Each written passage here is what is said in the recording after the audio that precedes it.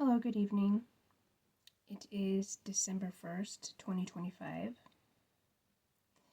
and I was considering Elijah, the lone wind walker prophet. That's what I call him.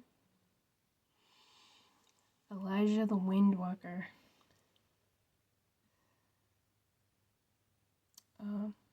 But God's prophets are always usually alone.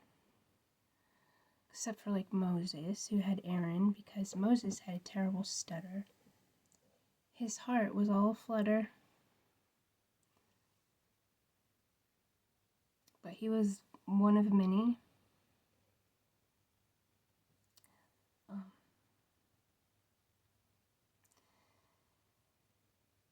And I was considering Elijah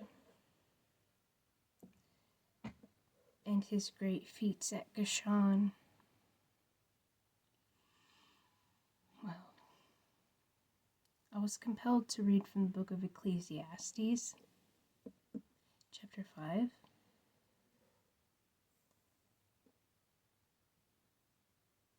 So, without further ado, watch your steps when you go to God's house. It's more acceptable to listen than to offer the fool's sacrifice. They have no idea that they're acting wrongly. Don't be quick with your mouth or say anything hastily before God, because God is in heaven, but you are on earth, and therefore let your words be few.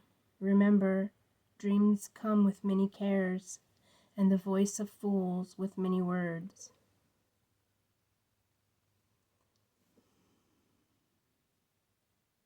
When you make a promise to God, fulfill it without delay, because God has no pleasure in fools. Fulfill what you promise. Better not to make a promise than to make a promise without fulfilling it. And don't let your mouth make a sinner of yourself. And don't say to the messenger, "It was a mistake."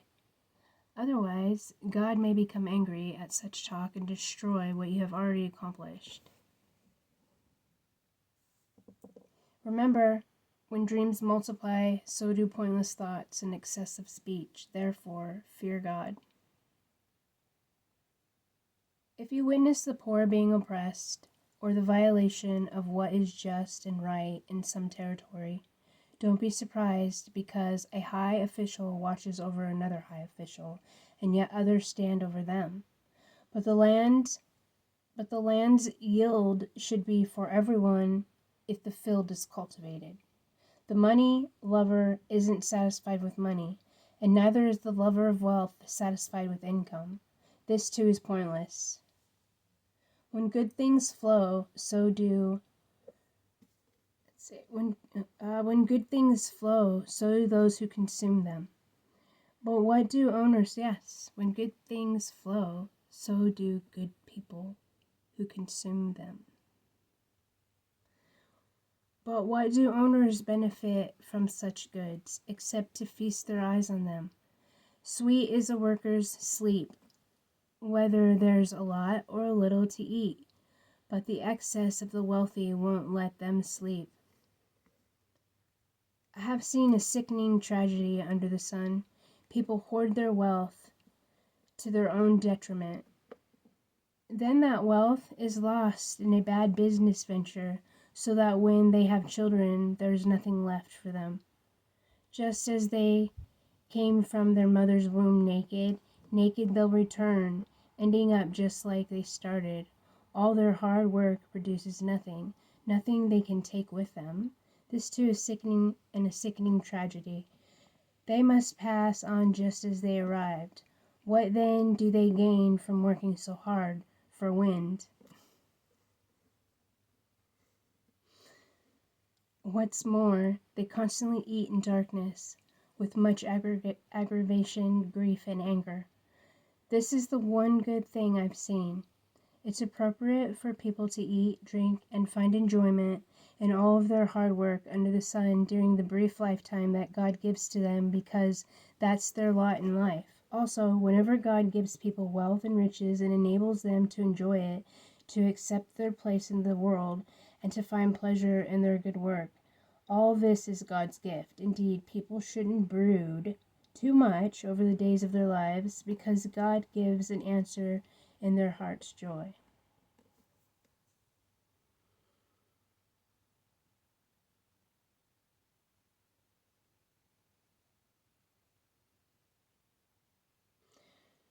Ecclesiastes 7, a good name is better than fine oil, and the day of death better than the birthday. It is better to go into the house of mourning than to the house of partying, because that is everyone's destiny, and the living should take it to heart. Aggravation is better than merriment, because a sad face may lead to a glad heart. The wise heart is in the house that mourns, but the foolish heart is in the house that rejoices. It is better to obey the reprimand of the wise than to listen to the song of fools, because a fool's merriment is like nettles crackling under a kettle. That too is pointless. Oppression turns the wise into fools. A bribe corrupts a good heart. The end of something is better than its beginning. Patience is better than arrogance.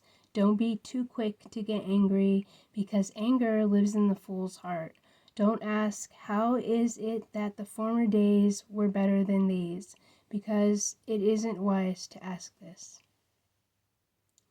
Wisdom is as good as an inheritance, an advantage for those who see the sun. Wisdom's protection is like the protection of money.